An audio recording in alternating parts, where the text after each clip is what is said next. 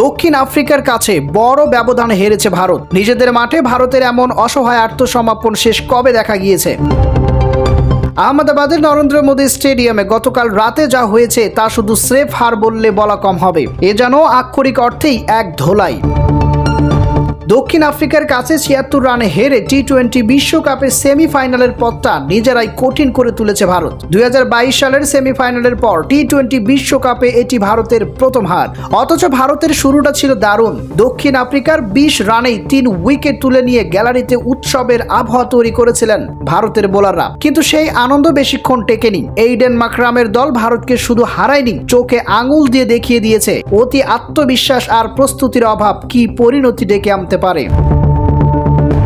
প্রশ্নবিদ্ধ একাদশ, ছন্ন ছাড়া অধিনায়কত্ব আর ব্যাটিং বিপর্যয়ের পর ভারতীয় গ্রেটরা এখন তুলাধনা করেছেন সূর্যকুমার যাদবদের। ভারতের এই ভরাডুবির ময়না তদন্ত করেছেন ৫ সাবেক ক্রিকেটার। সবচেয়ে লজ্জাজনক হারগুলোর একটি, কৃষ্ণমাচারী শ্রীকান্ত বলেছেন, সাবেক ওপেনার এই নির্বাচক শ্রীকান্ত সরাসরি তোপ দেখিয়েছেন গৌতম গম্ভীরের দিকে। বিশেষ করে সহ অধিনায়ক অক্ষর প্যাটেলকে একাদশের বাইরে রাখার সিদ্ধান্ত তিনি মানতেই পারছেন না। নিজের ইউটিউব চ্যানেলে শ্রীকান্ত বলেছেন, আমি জানি না গম্ভীর কি করেছে, পরিকল্পনা আর একাদশ ঠিক করার কাজটা কি তার নয়?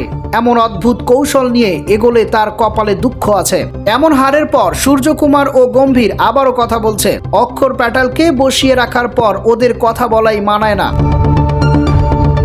এটি টি-20 বিশ্বকাপে ভারতের সবচেয়ে বিব্রতকর হারগুলোর একটি। বৃষ্টি কথা বলে এই তিতা আর হজম করার চেষ্টা করবেন না। এখন জিম্বাবুয়ে ওয়েস্ট ইন্ডিজ ম্যাচের দিকে তাকিয়ে থাকতে হবে। আমি জানি না ভারত এখন কোন দলের জয়ের জন্য প্রার্থনা করবে।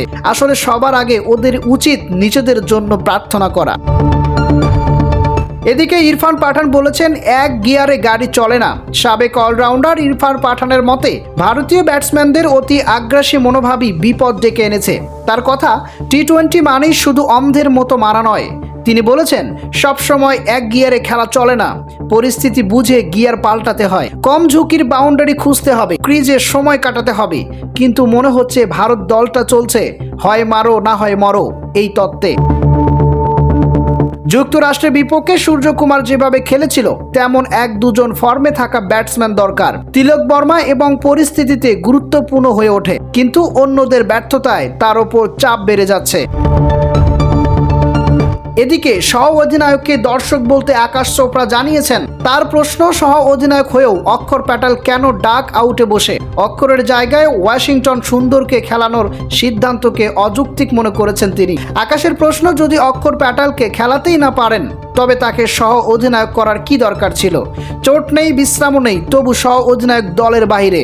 ইংল্যান্ডের সাবেক অধিনায়ক মাইকেল ভন মনে করেন, শুধু নামের ভারে জেতা যায় না। ভারত কিছুটা আত্মতুষ্টিতে ভুগেছিল।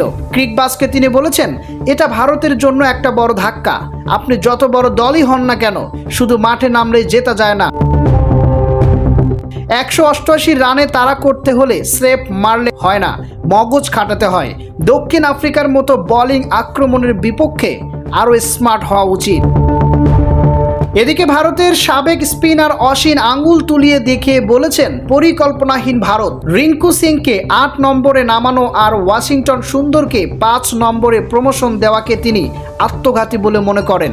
অশ্বিন বলেছেন, আপনার দলে যদি ৮ জন ব্যাটসম্যান থাকে এবং তাদের একজনের নাম রিঙ্কু সিং হয়, তাহলে সে কিছুতেই ৮ নম্বরে নামতে পারে না। সুন্দরকে অসম্মান করছি না, সে দারুণ ব্যাটসম্যান, কিন্তু দক্ষিণ আফ্রিকা আমাদের চোখে আঙুল দিয়ে দেখিয়ে দিয়েছে যে অপ্রস্তুত হয়ে মাঠে নামলে কি হয়। ভারতকে তুলাধুনা করেছে দক্ষিণ আফ্রিকার বোলাররা, সেই সাথে দক্ষিণ আফ্রিকার ব্যাটিং কিন্তু দুর্দান্ত পারফরম্যান্স করে ভারতকে হারিয়ে দিয়েছে ৭৬ রানের একটি বড় ব্যবধানে।